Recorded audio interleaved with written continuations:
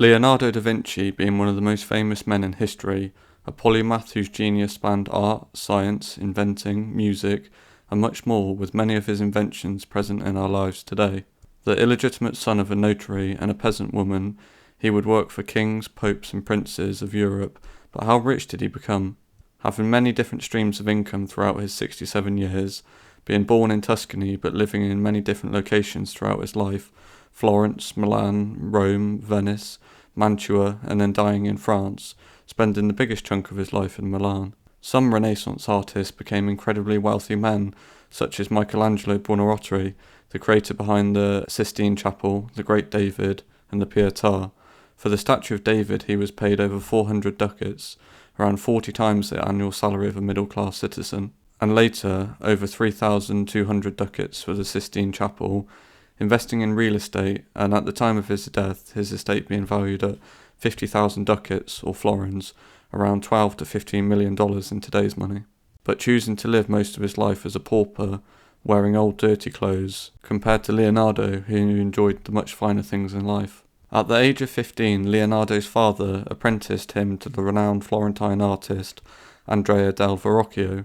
Verrocchio was able to secure immense commissions, famously working for the Medici family, a family that started out from relatively humble origins in Tuscany, founding the Medici Bank in 1397 and becoming one of Europe's richest ever families, with Lorenzo the Magnificent, born just a couple years before Leonardo, possibly being one of the richest people in history, outlaying huge sums of money on artworks, parties, weddings, suits of armours, and having a great love for all kinds of arts and being an amateur poet himself. By 1472, Leonardo had become a member of the Guild of St. Luke, the guild for artists and doctors, officially qualifying him as a master, but still continuing to collaborate and live with Verrocchio for several years after, with his father helping him to set up a studio.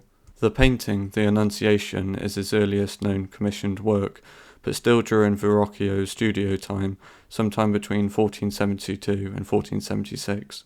The Pacific patron who commissioned Leonardo is unknown, but there are strong theories that it was commissioned by the monks of the local monastery near Florence. Even though having his own studio at this time, the work was still done under the apprenticeship of Verrocchio. While it's not known how much the wage Verrocchio would have paid Leonardo, a master craftsman during the early Renaissance might earn 30 florins a year, while a highly successful artist, such as Leonardo later in his career, might earn more than 1,000 florins a year. Artists during the Renaissance were only paid by their work being commissioned, not creating a piece then hoping to sell it, and with less than 20 works attributed to him throughout his life, that would make his income rather sporadic.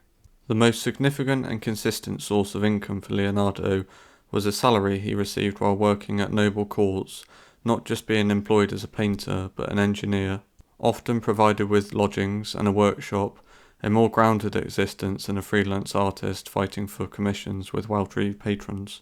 The first of his official court salaries would be working for the Duke of Milan, Ludovico Sforza, nicknamed the Arbiter of Italy, being a great patron of the arts, though not officially becoming Duke until 1494 to 1497. His court in Milan became one of the most famous and important courts of Europe. In 1482, at the age of 30, Leonardo left Florence and sent a famous letter to the Duke, selling himself as a military engineer and inventor, even though he had none of those achievements behind him, not being hired immediately, but begun a period of 17 years working for the Duke under his patronage, providing him with a steady income and workshop, having a wide array of duties from painting masterpieces like The Last Supper to sculpting the monumental horse that was suddenly destroyed by the French army a few years later, architecture and military weaponry. During this time, his salary would be 2,000 ducats a year, a princely sum at the time, worth over $500,000 a year in today's money. But one of the biggest privileges that the annual salary gave him was that he could pursue his side projects. With the bulk of his anatomy drawings and experiments conducted during the time in Milan, The Last Supper, the portrait of Sforza's mistress, entitled Lady with an Ermine. But in 1499, French forces invaded Milan. Ludovico's political manoeuvring led to the conflict with the French king.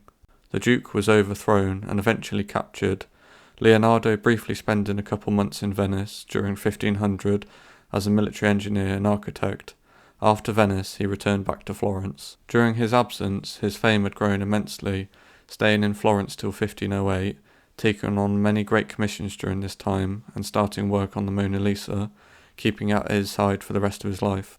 Creating one of his artworks lost to history, the Battle of the Anghiale, commissioned by the Florentine government, then working for Cesare Borgia, the son of the Pope Alexander, as a senior military architect, general engineer, and travelling extensively through central Italy, creating detailed maps that would be used for centuries after.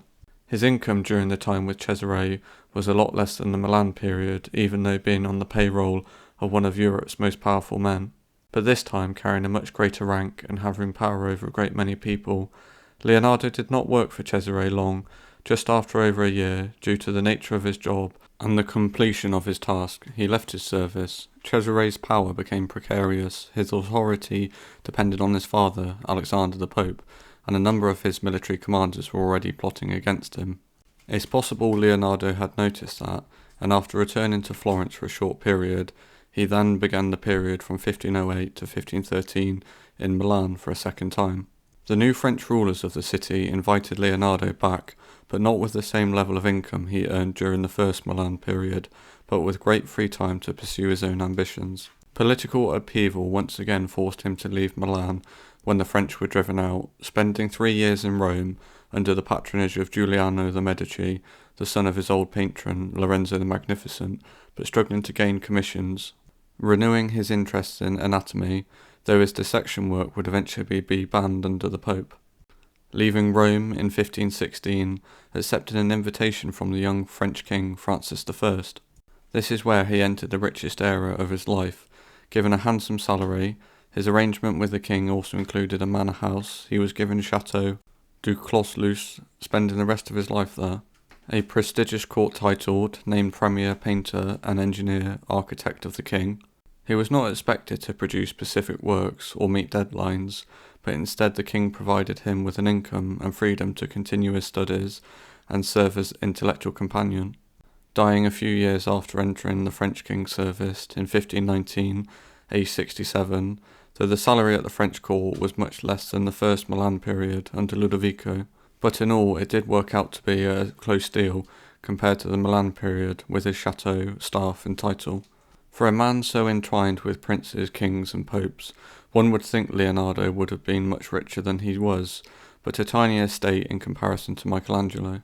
Leonardo never marrying, being one of history's lesser-known homosexuals, dying without children, and left his estate to several individuals, including his former student and lover, Salai, possibly depicted as John the Baptist, leaving the bulk of his drawings to his students. Some of his finances primarily went to his half-brothers and servants, bequeathing his most valuable possessions, his artworks, and many manuscripts to his closest and most trusted assistant, Francesco Melzi, who had been with Leonardo for over a decade.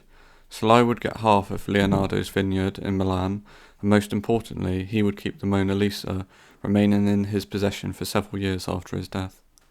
Even in his lifetime, Leonardo would become a hugely famous man. His career was a constant tension between the demands of his patrons and his insatiable curiosity, while many artists of the time lived and died as skilled craftsmen chained to the whims of their clients. Leonardo gradually chose a path prioritizing his own projects over endless commissions.